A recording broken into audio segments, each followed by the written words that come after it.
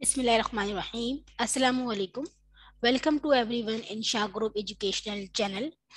In this video, I will explain the basic term related to the subject of chemistry. So I am going to start chapter number 1, and chapter name is Introduction to Fundamental Concept of Chemistry. So let's see. First term is chemistry. First of all, we read the definition of the chemistry. Chemistry is the branch of science which deals with the properties, composition and the structure of matter. Chemistry के बारे में आपको समझाया जा रहा है कि chemistry science की ब्रांच है जिसके अंदर हम मैटर के बारे में स्टडी करते हैं। हम जानते हैं कि हमारी कायनात में दो तरह के बॉडीज हैं, दो तरह के सब्सटेंसेस हैं, लिविंग और नॉन लिविंग। जितने भी नॉन लिविंग सब्सटेंसेस हैं वो सब मैटर से फॉर्म हुए हैं। तो केमिस्ट्री के अंदर हम मैटर को डिस्कस करते हैं। अब स्टूडेंट्स देखना यह है कि हम मैटर का क्या इसके अंदर स्टडी करते हैं। तो हम मैटर की स्टडी करते हैं प्रॉपर्टीज, यानी इसकी फिजिकल और केमिकल प्रॉपर्टीज।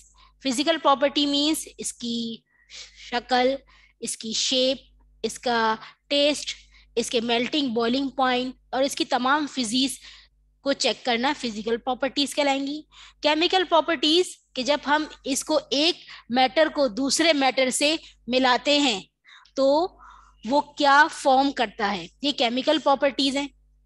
कॉम्पोजिशन, कॉम्पोजिशन का मतलब है कि ये कैसे बना है, किन चीजों से मिलकर बना है, किन किन रेशो में चीजें आपस में केमिकली कंबाइन हुई हैं तो मैटर फॉर्म हुआ है। और एंड द स्ट्रक्चर, स्ट्रक्चर का मतलब है कि इसकी साख्त, इसका बॉडी स्ट्रक्चर कैसा है। तो केमिस्ट्री का मतलब ये हुआ कि ये साइंस की वो ब्रांच हो गई जिसके अंदर हम मैटर को थॉरली जो है वो स्टडी कर रहे होते हैं। तो ये फर्स्ट टर्म थी आपके चैप्टर नंबर 1 से केमिस्ट्री।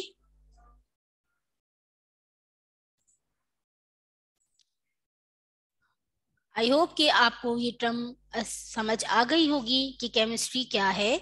सेल्फ जजमेंट के लिए मैंने एक एमसीक्यूज भी इसी टॉपिक से रिलेटेड आपके लिए तैयार किया है। तो मल्टीपल चॉइस क्वेश्चन हम देखते हैं। Which one of the following is the branch of science which deals with the properties, composition and the structure of matter? आपके सामने एक मल्टीपल चॉइस जिसे हम एमसीक्यू भी कहते हैं स्क्रीन पे नजर आ रहा है कि वो कौन सी साइंस की ब्रांच है जिसके अंदर हम मैटर की प्रॉपर्टीज, कंपोजिशन और स्ट्रक्चर को स्टडी करते हैं। तो ऑप्शंस आपके पास गिवन है, physics, biology, chemistry, all of them. जी बिल्कुल सही आपने जवाब दिया, इसका आंसर होगा केमिस्ट्री।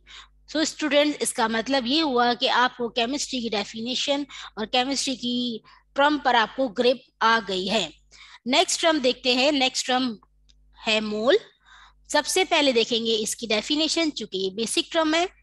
डेफिनेशन है atomic masses, molecular masses and formula masses express in grams is known as 1 mole of a substance. इसमें बताया जा रहा है कि जितने भी हमारे पास एटम्स हैं उनके एटॉमिक मासेस को, जितने मॉलिक्यूल्स हैं उनके मॉलिक्यूलर मासेस को और जितने हमारे पास कंपाउंड्स हैं उनके फॉर्मूला मासेस को अगर हम ग्राम में रिप्रेजेंट करें तो वो मास हमारे पास क्या बन जाता है, मोल बन जाता है, यानी 1 मोल उस सब्सटेंस का कहलाता है।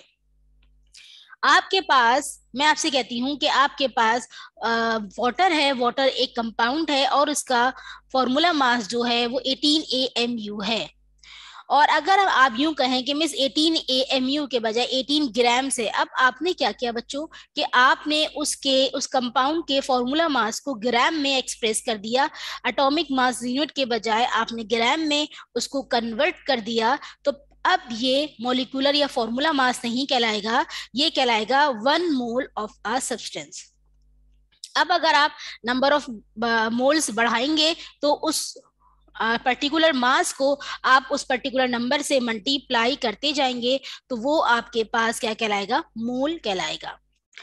मोल का हमारे पास एक स्पेसिफिक सिंबल होता है, मोल को रिप्रेजेंट किया जाता है एन से। जब भी केमिस्ट्री में आपके पास स्मॉल एन लिखा हुआ नजर आए तो आप समझ जाए यहां बात की जा रही है मोल की। मोल के लिए एक एमसीक्यू मैंने तैयार किया है। देखते हैं, atomic mass, molecular mass and formula mass expressed in dash is known as 1 mole of a substance. आपसे पूछा जा रहा है स्टूडेंट्स ब्लैंक में कि एटम के एटॉमिक मासेस, मॉलिक्यूल के मॉलिक्यूलर मासेस और कंपाउंड के फॉर्मूला मासेस को अगर हम डैश में शो कर दें तो वो 1 मोल ऑफ अ सब्सटेंस कहलाता है। अब वो उसका मास नहीं कहलाएगा, वो उसका मोल कहलाएगा। तो ऑप्शंस हैं आपके पास, ऑप्शन ए है किलोग्राम, ऑप्शन बी है मिलीग्राम्स, ऑप्शन सी है ग्राम्स, ऑप्शन डी है माइक्रोग्राम्स। जी बिल्कुल सही जवाब दिया आपने। इसका जो आंसर है वो है ग्राम्स, क्योंकि अभी थोड़ी देर पहले ही मैंने आपको इसकी डेफिनेशन एक्सप्लेन की थी कि अगर हम इन तमाम सब्सटेंस के मासेस को ग्राम्स में शो कर दें या ग्राम्स में कन्वर्ट कर दें, ग्राम्स में एक्सप्रेस कर दें, तो वो हमारे पास मास नहीं रहता उस सब्सटेंस का, बल्कि क्या बन जाता है, मोल बन जाता है। वेरी गुड स्टूडेंट, आप इसका मतलब है कि बहुत अच्छी ग्रिप जो है वो ले रहे हैं। नेक्स्ट टर्म हम देखते हैं एवोगाड्रोस नंबर। इसकी भी देखेंगे सबसे पहले डेफिनेशन, और डेफिनेशन आपको स्क्रीन पे लिखी हुई नजर आ रही है। It is a number of atoms और मॉलिक्यूल्स और ion present in 1 mole of any substance. Student, इससे पहले मैंने आपको मोल के बारे में एक्सप्लेन किया। अब एवोगाड्रो नंबर क्या है कि आपके पास कोई भी सब्सटेंस हो वो 1 मोल होना चाहिए।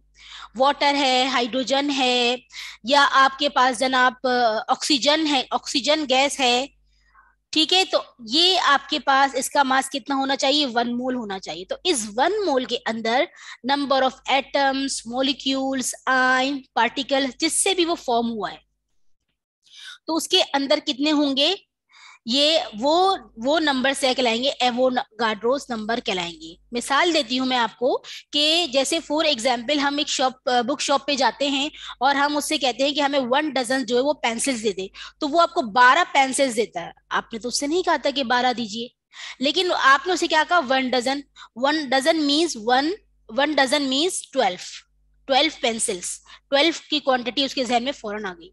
तो इसका मतलब है कि अगर आपके पास सब्सटेंस 1 मोल होगा तो हमारे जहन में फौरन आ जाएगा कि इस 1 मोल के अंदर नंबर ऑफ एटम्स या नंबर ऑफ मॉलिक्यूल, अगर मॉलिक्यूल है तो मॉलिक्यूल्स, एटम है तो नंबर ऑफ एटम्स, आइंस है तो नंबर ऑफ आइंस, पार्टिकल है तो नंबर ऑफ पार्टिकल्स, कितने होंगे वो कहलाएंगे एवोगाड्रो नंबर। और वो कितने होते हैं ये अभी मैं आपको बताऊंगी, लेकिन पहले इससे पहले मैं आपको सब बताऊंगी कि एवोगाड्रो का भी मोल की तरह एक सिंबल होता है, और इसका सिंबल होता है कैपिटल एन और छोटा सा कैपिटल ए।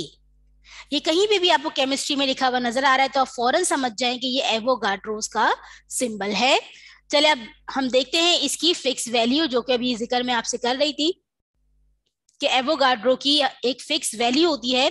जिस तरह से 1 डजन की एक फिक्स वैल्यू होती है 12, इसी तरह से एवोगाड्रोस की भी फिक्स वैल्यू होती है, और वो फिक्स वैल्यू बेटा 6.02 10⁻23।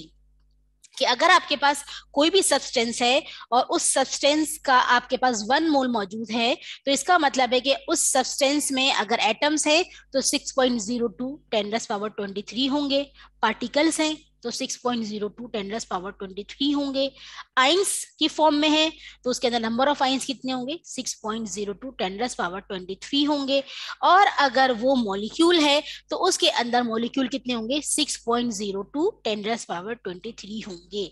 ये एवोगाड्रो की फिक्स वैल्यू है। ठीक है, एवोगाड्रो जो है वो जिस साइंटिस्ट ने डिस्कवर किया था उसी के नाम पर जो है वो एवोगाड्रोस नंबर जो है वो रखा गया है। आई होप कि आपको एवोगाड्रो जो अच्छे से क्लियर हो गया होगा कि एवोगाड्रो नंबर क्या होता है। अब इसको देखते हैं, इससे मुतालिक इसी टर्म से रिलेटेड करता हुआ एक मल्टीपल चॉइस क्वेश्चन, और आपको वो स्क्रीन पे नजर आ रहा है। It is the number of atoms और मॉलिक्यूल्स और ion present in dash mole of any substance. आपसे पूछा जा रहा है कि एवोगाड्रो नंबर जो है बेसिकली ये नंबर ऑफ एटम्स, मॉलिक्यूल्स और आयन है जो किसी भी डैश मोल ऑफ सब्सटेंस में पाए जाते हैं। यानी आपने यहाँ पर मोल की क्वांटिटी बतानी है कि कितने मोल के अंदर जो है वो आपके पास एवोगाड्रोस नंबर की वैल्यू वेरीफाई करेगी। तो ऑप्शंस हैं 3, 1, 2, 5। जी जल्दी जरा सोच के मुझे बताइए कितने मोल्स होंगे, 3 होंगे, 2 होंगे? बिल्कुल राइट आंसर दिया आपने, 1 मोल होंगे। बिल्कुल, वेरी गुड कि आपको एवोगाड्रो की टर्म अच्छे से क्लियर हो गई, क्योंकि यही बताया गया था कि एवोगाड्रो नंबर बेसिकली वो नंबर ऑफ एटम्स या मॉलिक्यूल्स या आयन है जो किसी एक मोल सब्सटेंस के अंदर मौजूद होंगे। शर्त यह है कि आपके पास सब्सटेंस का अमाउंट जो है वो 1 मोल होना चाहिए, तो उसके अंदर 6.02 10⁻23 पार्टिकल्स होंगे। Thank you for watching. ये हमारी कुछ शॉर्ट टर्म वीडियोस थी जिससे आपको अपने कॉन्सेप्ट क्लियर करने में मदद मिलेगी।